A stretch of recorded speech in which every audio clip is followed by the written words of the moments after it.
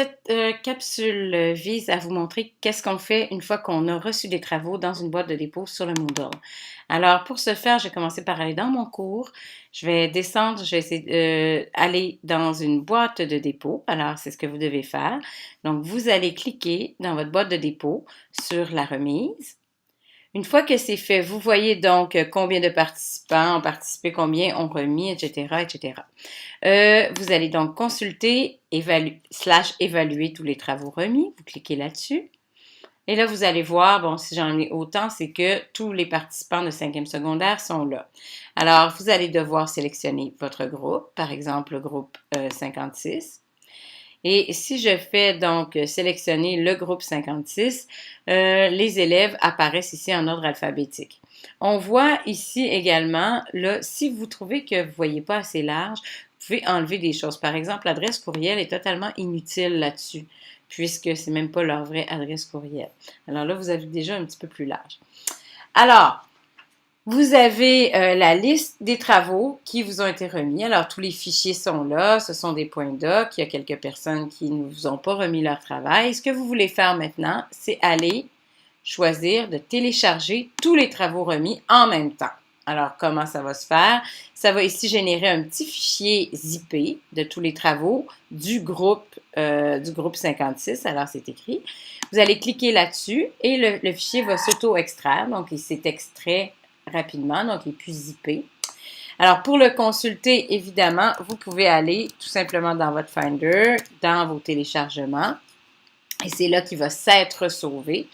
Alors, vous voyez ici que vous avez un dossier donc qui a été fait de la remise de vos travaux. Si vous cliquez sur ce dossier, vous allez voir tous les travaux en ordre alphabétique.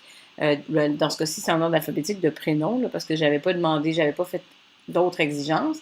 Mais donc, tous les travaux vous sont acheminés là en fichier dans le même répertoire. C'est très important de ne pas modifier le nom du fichier qui est là parce que si vous voulez retourner du feedback à l'élève par la suite, c'est à travers ce nom de fichier-là que le Moodle va retrouver à qui l'envoyer. Alors, si je prends, par exemple, je prends le texte, là, vous allez voir que les textes sont probablement déjà corrigés. Je ne sais pas si ceux qui sont là sont déjà corrigés. Alors, je vais prendre celui, par exemple, de Anne-Frédéric. Alors, je vais prendre le texte d'Anne-Frédéric.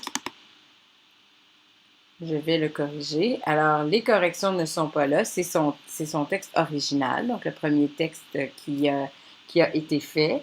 Et donc, j'ajoute ma correction. Alors, je vais aller dans Révision, je vais activer ceci, je vais faire des commentaires, je vais dire bravo Anne-Frédéric, c'est très bien, etc.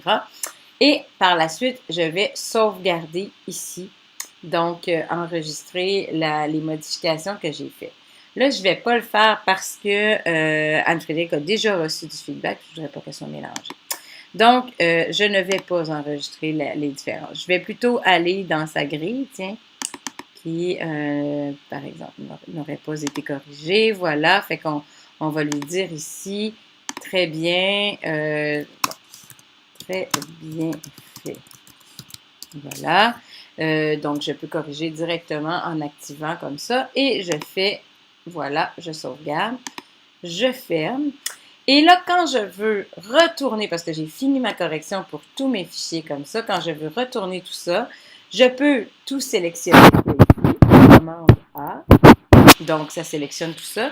Et je vais aller cliquer sur mon bouton de droite et sélectionner compresser les 52 éléments. Je vais compresser ici les 52 éléments et ça va me générer un fichier qui s'appelle archive.zip. Ce que vous pouvez faire maintenant, c'est retourner dans le Moodle, dans votre boîte de dépôt, et là, au lieu de sélectionner, et regarder consulter exactement de la même manière, mais au lieu de sélectionner l'action d'évaluation télécharger, vous allez sélectionner déposer plusieurs fichiers de feedback dans un zip.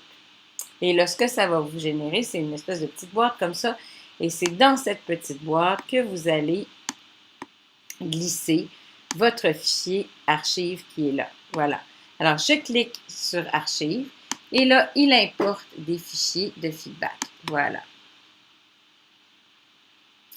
Alors, il va me confirmer, je vais donc confirmer que c'est des fichiers de feedback que je veux pour tous mes élèves. Il y a eu des modifications. Je fais continuer ici.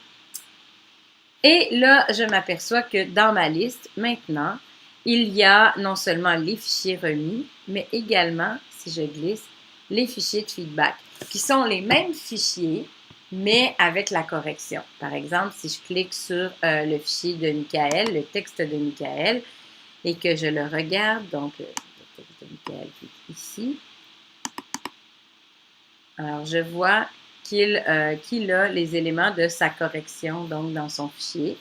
Alors, il a accès à ces corrections directement. Alors, juste pour vous permettre de voir ce qu'un élève voit dans le Moodle, je vais prendre le rôle d'un élève. Pour vous, c'est pas possible de prendre le rôle d'un élève en particulier, mais je vais donc le faire pour vous ici. Alors, si je vais imiter le compte d'un élève, par exemple, celui-ci, tiens, on va dire Bernier. Je vais aller voir ce que Anne-Frédérique, par exemple, elle voit. Alors, je vais aller dans son compte à elle. Et là, je vais me connecter sur Anne-Frédérique. Comme je vous dis, là, ce bout-là, vous êtes pas capable de le faire nécessairement. Mais c'est pas grave, ça me permet juste de voir. Alors là, je suis dans un Moodle d'élèves. Je vois qu'elle a tous ses cours. Et si je vais dans français, vous allez voir ce que l'élève va retrouver. Alors, lui, pour avoir accès à sa correction, il doit aller donc dans sa boîte de remise, dans sa boîte de dépôt. Et une fois qu'il est dans sa boîte de dépôt, il y a les documents qu'il a envoyés et aussi les documents qui contiennent du feedback. Je prends par exemple le texte d'Anne-Frédérique. Alors, on clique dessus et on voit qu'elle a accès à son texte avec la correction qui est à l'intérieur. Donc, voilà, c'est de cette façon-là qu'on procède. C'est tout. As-tu passé l'après-midi